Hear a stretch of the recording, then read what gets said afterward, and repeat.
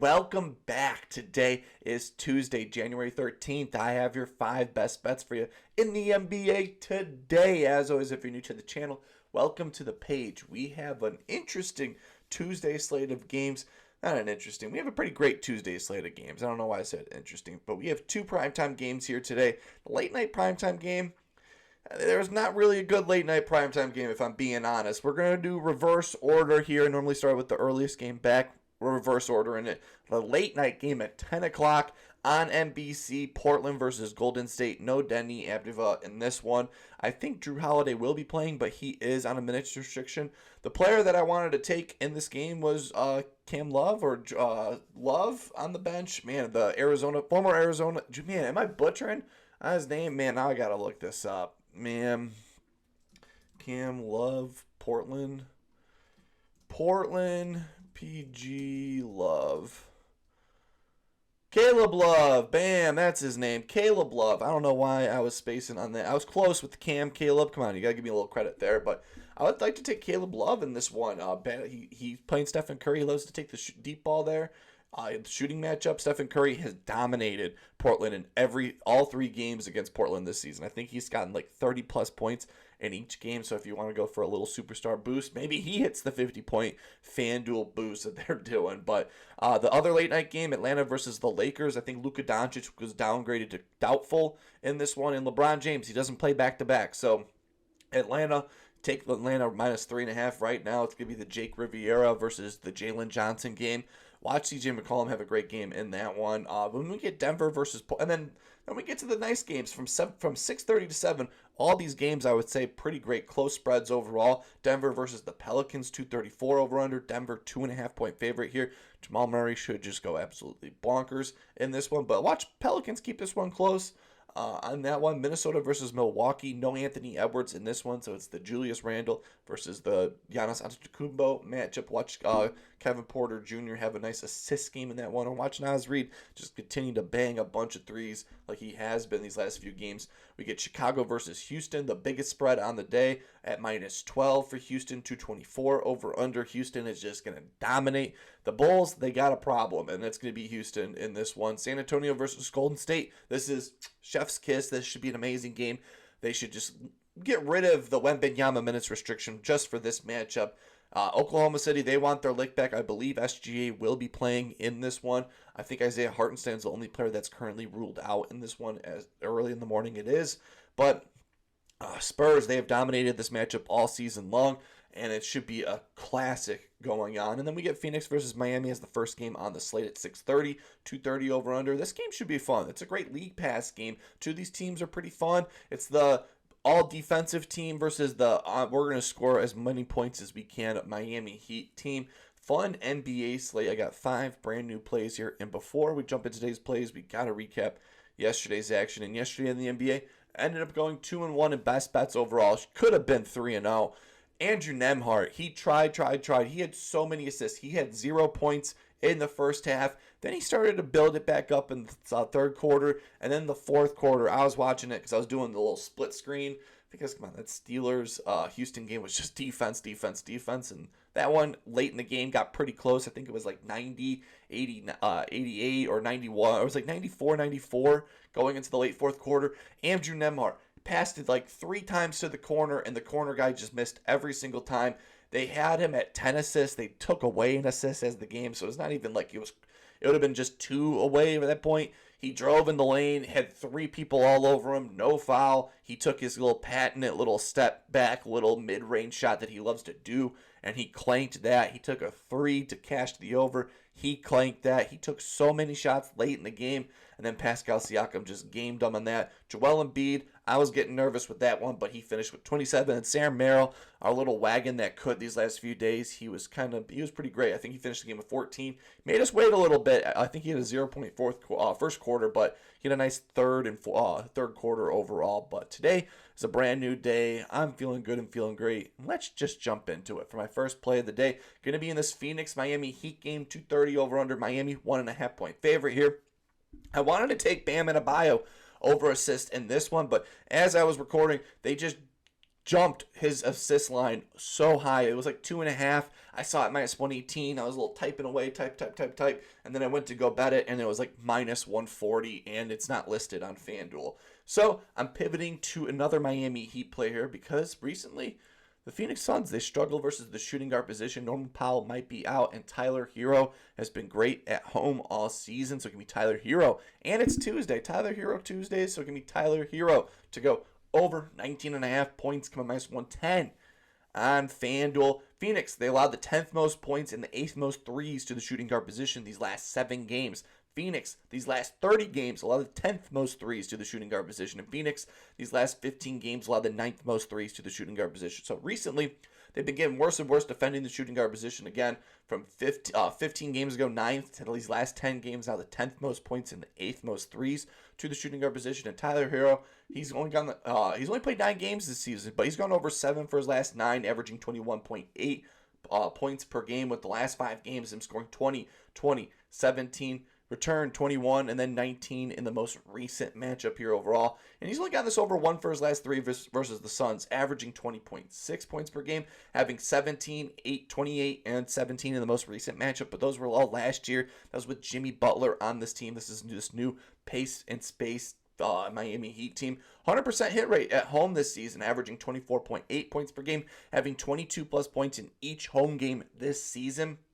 Last 10 games here, the Suns, they struggle versus mid-range shooters, where Tyler Herro, he loves to take the mid-range shot. Tyler Herro takes 43% of his shots in the mid-range. If you ever see Tyler Herro play, he loves to do that little drive in the lane floater that he does, or he likes to little stop and do the little mid-range shot, kind of like the Andrew Nembhard shot, but takes 43% of his shots in the mid-range, where these last 10 games, the Suns, they rank 24th versus mid-range shooters. So overall, a great shooting matchup for him in this one. Shooting guards recently have had some pretty big games against the Suns. Trey Johnson, 19, Brunson, 27, Clarkson, 12, KCP, 12, AJ Mitchell, 13, Ellis, 14, Merrill, 16, Mitchell, 34, Tyson, 18, Trey Johnson, again, a similar player, 24, another similar player to him, 19. So I think shooting guards have a great game versus this Phoenix Suns team. I have him projected here at 21 plus points here. Maybe Norman Powell doesn't give this another go today, but he is questionable in this matchup. I assume he'll be playing in this one. So this line might even bob down on another half point. Love this at 18 plus, but hey, I think he gets to 20 plus points here because I haven't projected here at 21. 100% hit rate at home. Last 7 games they've been struggling versus shooting guards. 10th most points, 8th most threes. So give me Tyler Herro on this Tuesday to go over 19.5 points. Come on, minus 110 on FanDuel. Jump into my second play here in this Oklahoma City San Antonio game. 228 over under. And every time San Antonio, no matter what, plays Oklahoma City, I'm just going to be taking Stephon Castle overs no matter what. He's an auto play for me, so give me Stephon Castle to go over 15.5 points, coming minus 112 on DraftKings. Oklahoma City, they've struggled versus shooting guards. Oklahoma City allows the 6th most points and the 10th most threes to the shooting guard position. Oklahoma City, these last 15 games, allow the 5th most points to the shooting guard position. And then these last 7 games, they allow the 11th most points to the shooting guard position. So overall, this is a great matchup for Stephon Castle. And Stephon Castle has cooked 4 for his last 4 against Oklahoma City, averaging 24.2 points per game, with the last 4 games him having 32, 22, 24, and 19 in the most recent matchup here. He's gone 3 for his last 3 against them this season, having those 3 games, 22, 24, and 19, all were this season against Oklahoma City. The last 2 games in Oklahoma City, he's had 22 and 19, and that's great because he's a great road player. 75% hit rate on the road, averaging 18.3 points per game. In these last 5 games, he's been struggling. Only over 4 for his last 10. These last 5 games, he's been god-awful. 16, 15, 15, so super consistent. Then these last 2 games, he's fallen off a cliff. 9 and 11. He's coming off of a 3 for 16 shooting game and a 2 for 11 shooting game. So these last 2 games, he's been god-awful. Nothing cures your shooting woes like a tough matchup against Oklahoma City where you got to step your game up, and he has. Again, 4 for his last 4 against the Thunder. 75% hit rate on the road, 65% hit rate overall on this season. So I think he's just had 2 straight bad games here. Shooting guards versus Oklahoma City have had some pretty big games here. Herro, 19, Coward, 13, Vince Williams, 13, Sensabaugh, 13. Brandon Miller, 28. Moody, 13. Kennard, 12. Daniels, 13. Grimes, 13. Castle, 19. And Ant-Man had 26 in the most recent game. I have him projected here at 17 plus points in this game, so he squeaks by the over, but with it being a plus matchup, these last 30 games, allowing the 6th most points and the 10th most threes to the shooting guard position. 4 for his last 4 against Oklahoma City.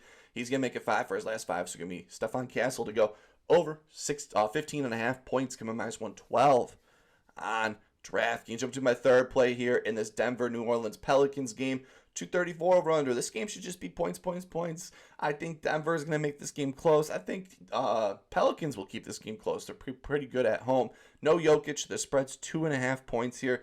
And Trey Murphy, he has a great matchup here. He has great games against Denver. So give me Trey Murphy to go over 21.5 points, coming minus 109 on DraftKings. Denver, they allow the 4th most points and the 5th most threes to the shooting small forward position.